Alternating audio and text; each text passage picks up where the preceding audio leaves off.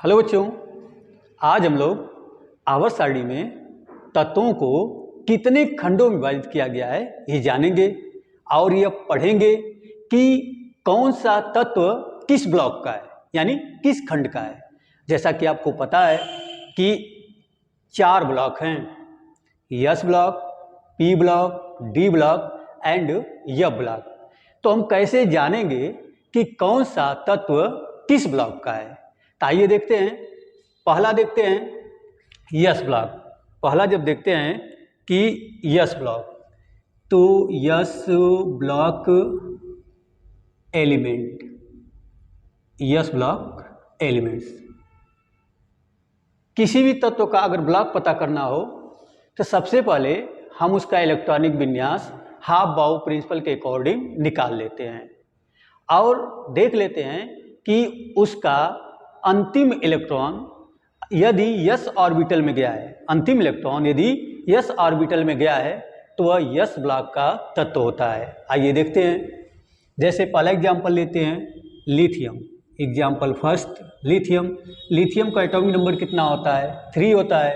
Half बाउ principal के according हम इसका इलेक्ट्रॉनिक विन्यास निकालते हैं। जब निकालते हैं तो हो जाता है 1s2 और 2s1। लास्ट इलेक्ट्रॉन इसका कहाँ है? यस ऑर्बिटल में है, इसलिए यह क्या होगा? यस ब्लॉक एलिमेंट्स होगा, यस ब्लॉक एलिमेंट्स होगा। दूसरा एग्जांपल देखते हैं, अंदर एग्जांपल लेते हैं। जैसे सोडियम का, तो सोडियम 11 का निकालेंगे जब इलेक्ट्रॉनिक विन्यास तो हो जाएगा 1s2 2s2 2p6 3s1। Last में यस आ रहा है तो इसका मतलब ये हुआ कि यह यस ब्लॉक एलिमेंट है। क्या है? यस ब्लॉक एलिमेंट्स है। दूसरा देखते हैं पी ब्लॉक एलिमेंट्स। दूसरा क्या देखते हैं? P block element. P block elements कैसे जानेंगे कि ये पी ब्लॉक एलिमेंट्स है? सबसे पहले हम उसका इलेक्ट्रॉनिक विन्यास निकाल देंगे। यदि उसका लास्ट इलेक्ट्रॉन पी ऑर्बिटल में जाता है तब वह पी ब्लॉक एलिमेंट्स होता है। आइए देखते हैं। जैसे मान लीजिए बोरान का निकालते हैं। बोरान कितना होता है? 5 होता है। तो यहाँ इलेक्ट्रॉनिक कन्फर्मेशन हो जाएगा 1s2 2s2 2p1। लास्ट में क्या आया? पी ऑर्बिटल में अंतिम इलेक्ट्रॉन कहाँ जा रहा है? पी ऑर्बिटल में जा रहा है, इसलिए ये जो होगा पी ब्लॉक एलिमेंट्स होगा। क्या होगा? पी ब्लॉक एलिमेंट्स होगा। ठीक ना?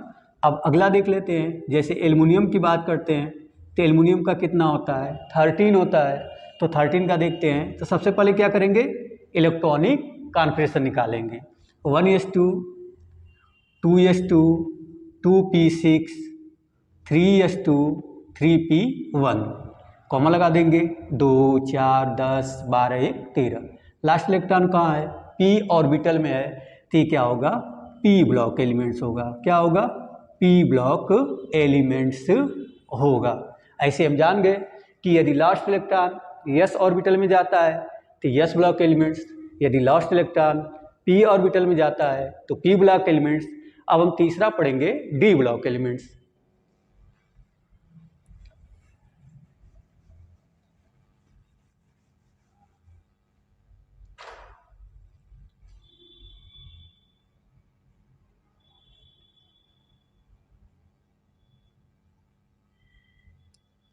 D block elements.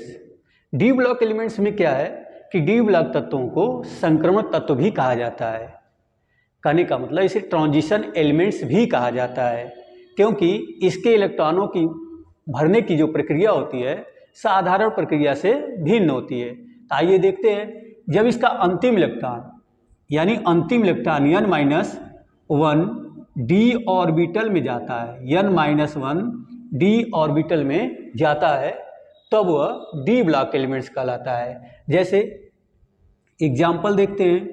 25 का निकालते हैं। 25 किसका होता है? मैग्नीज का होता है। किसका होता है? मैग्नीज का होता है। तो इसका जब इलेक्ट्रॉनिक विन्यास निकालेंगे तो 1s2 2s2 2p6 3s2 3p6 4s2 3d5। Calculate कर लेते हैं। 2, 4, 10, 12, 18, 20, 25 इलेक्ट्रॉन हमको फिलअप करने थे, 25 हमने फिलअप कर दिया, ठीक ना।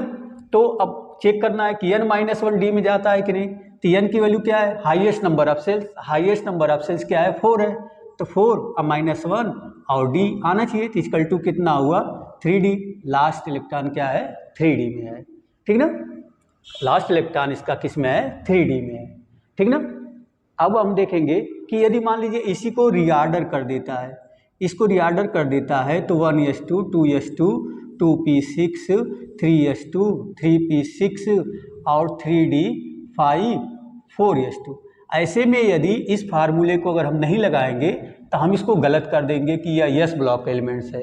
नहीं, ऐसा नहीं है, मैंगनीज डी ब्लॉक एलिमेंट्स है, क्योंकि हम फार्मूला लगाएंगे कौन सा, n-1 डी का हाईएस्ट सेल कितना है 4 और -1 और उसके बाद डी और आया कितना 3d, मतलब 3d में इलेक्ट्रॉन जा रहा है, इसका मतलब क्या है कि वह डी ब्लॉक एलिमेंट्स है। नेक्स्ट एग्जांपल देखते हैं। अगला एग्जांपल हम देखते हैं निकिल का।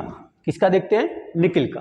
तो जब निकिल का निकालते हैं तो निकिल का होता कितना है 28, तो इसका निकालेंगे तो हो जाएगा 1s2 2s2 2p6 3s2 3p6 4s2 और 3d8 2 4 10 12 18 20 और 28। सपोज दैट इसको हम रीऑर्डर कर देते हैं, तो रीऑर्डर कर देते हैं तो 1s2 2s2 2p6 3s2 2p6 और 3s2 3p6 3d8 and 4s2, ठीक ना। यहाँ कॉमा लगा लेंगे यहाँ पे और यहाँ पे। ये कौन सा होगा, डी ब्लॉक एलिमेंट्स होगा। क्या होगा, डी ब्लॉक एलिमेंट्स होगा। क्यों ऐसा होगा, क्योंकि फार्मूला हमको पता है कि n-1 डी होगा, n का मान कितना है 4 है, -1 करेंगे और d इक्वल टू आएगा 3d और लास्ट इलेक्ट्रॉन क्या है 3d में जा रहा है। नेक्स्ट हम पढ़ेंगे एफ ब्लॉक एलिमेंट्स। तो एफ ब्लॉक एलिमेंट्स कैसे जानेंगे, एफ ब्लॉक एलिमेंट्स के लिए क्या होगा कि F block elements last electron जो होगा n-2 एफ ऑर्बिटल में जाना चाहिए, n-2 एफ ऑर्बिटल में जाना चाहिए। देखते हैं एग्जाम्पल लेते हैं, सीरियम का लेते हैं और इसका होता है कितना 58। जब 58 होता है तो इसका EC निकाल लेते हैं, इलेक्ट्रॉनिक कॉन्फ़िगरेशन तो होगा 1s2 2s2 2p6 3s2 3p6 4s2